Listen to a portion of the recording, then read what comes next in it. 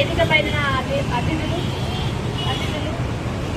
ఉద్యమకారులు ప్రియంగా నా సోదరి మనులందరికీ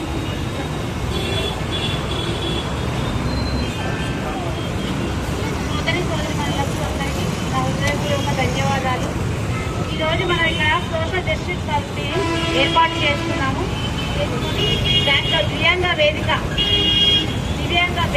వేదన శిక్షను చేపట్టాము. మనము దీనికి మనకు సపోర్ట్ చేసిన సోషల్ జస్టిస్ పార్టీకి ధన్యవాదాలు. విద్య 2016 చట్ట ప్రకారం కేంద్ర రాష్ట్రాలు ఒక నిర్ణయానికి వచ్చాయి. ఉద్యోగాలలో అన్ని విషయాలలో 5% రిజర్వేషన్ కల్పిస్తామన్నారు.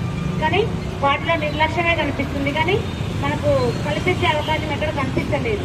నెక్స్ట్ ఇంకేది మనం చూడగానే ఏమంటారంటే పక్కన అట్లా పోతే నువ్వు వికలాంగులు కదమ్మా, మీరు మంచి చదువుకుంటే మంచి ఉద్యోగాలు వస్తాయి అంటారు. ఎక్కడ ఉద్యోగాలు? మన డిగ్రీలు, పీజీలు, పిహెచ్డీలు చేసినాం, కానీ నిరుద్యోగాలు. ఈ రోజు రోడ్డు మీద కూర్చోవడానికి కారణం ఏంటంటే మన గవర్నమెంటే. మనం ఈ రోజు రోడ్డు మీద కూర్చొని ధర్నాలు ఎందుకు చేస్తున్నాము? మన గవర్నమెంట్ మనకి ఇచ్చిన హామీలు నెరవేర్చకపోతేనే రోడ్డు ఎక్కవలసిన అవకాశం వచ్చింది. మనం ఏ పరిస్థితిలో ఉన్నాము? మనం నడవలేని పరిస్థితిలో ఉన్నాము. అయినా కానీ ఈ రోడ్డు మీదకి వచ్చి ధర్నా చేయాల్సిన అవకాశం వచ్చింది. మనకు స్థితి వచ్చింది. ఇదంతా మన గవర్నమెంట్ చేతిలోనే ఉంది. మనకు కల్పించి మనకున్న హక్కులనే మనం అడుగుతున్నాము. వేరే ఏం అడగట్లేము. మనకున్న హక్కులు మనకు రిజర్వేషన్ ప్రకారమే, కానీ ఏ రూల్ ప్రకారం ఉన్న హక్కులు అనేది మనకు కల్పిస్తే మనకి ఈ రోజు ఈ బాధ ఉండదు అనమాట. మనకి ఈ రోజు గవర్నమెంట్ మనకు ఎన్నికల ముందు ఇచ్చిన హామీ ఏంటి?